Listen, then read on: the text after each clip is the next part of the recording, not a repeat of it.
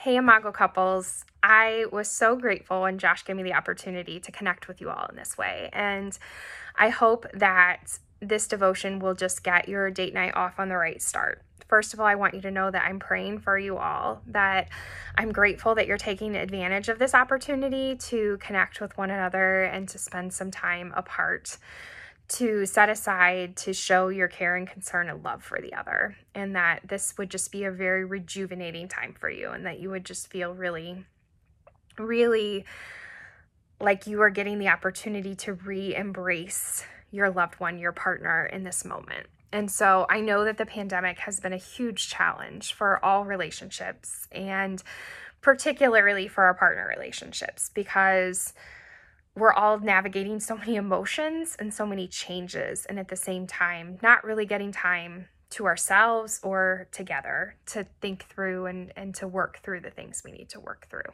And so I wanted to offer this idea. I've been really hooked on this book, Everywhere You Look by Tim Sorens, and he talks about an author who wrote a book called Community named Peter Block, who was speaking at a conference, and he said to the group, "Don't be helpful, be curious." I got to thinking about how in our partner relationship, Josh and I really struggle because we oftentimes want to fix problems rather than adopting a posture of sacred curiosity about what's ultimately going on in the situation. And so if something happens, if we're frustrated with each other, if anything's going on, we're just really focused on how can I fix it as quickly as possible, rather than taking the time to ask the question, I'd be curious to know. And so I invite you tonight, as you spend time together, when you hear your partner share something that maybe could be seen as a problem or something in need of solving or fixing, or maybe it's going to happen over the next week in your family. If you, instead of trying to rush to being helpful, would adopt this posture of curiosity to try to dig deeper and find out what's really going on. It's truly amazing what can happen when you feel seen. And Augsburger once said that to be listened and to be loved are so closely related that they can often be mistaken one for the other. If someone will really listen to us, we feel so deeply loved that we actually think that that person loves us, even if they were just truly listening in the way that we needed to be listened to. And when we adopt sacred curiosity, we transition ourselves from people who are hearing a problem and solving it to listeners who really want to hear the heart of the person across the table or walking alongside us down the trail, or whatever it is that you're going to do for your date night tonight.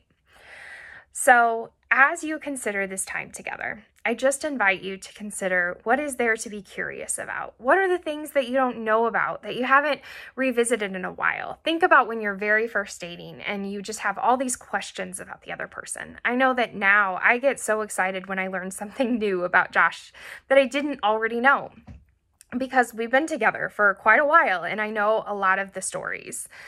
And so where is a space where maybe you haven't been curious before, or you can revisit your curiosity to kind of give that added spark of intimacy that happens when we get to share stories and truly feel listened to?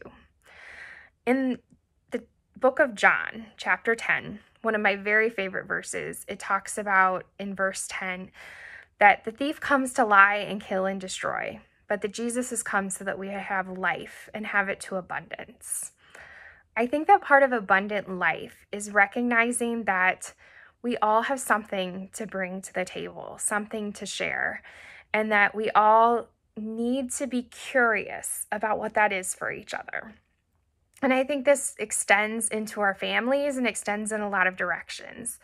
But I would just invite you tonight, as you encounter your partner for the first time, maybe in a while, if you don't have easy access to childcare, that you would listen with new ears and see with new eyes and consider in new ways what it is that makes them so special and uniquely suited to be the person that you share your life with.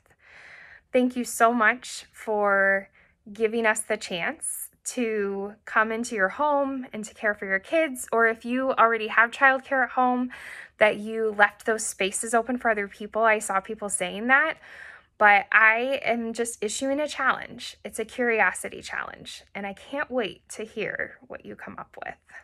Will you pray with me? God, 3 in 1. Relationship from the very beginning, creating us for relationship till the end of time. Help us to adopt the curiosity that you seek after us with, so that when we look into our partner's heart and soul, we would be as curious as you are about what's happening there. Amen. Have a great night.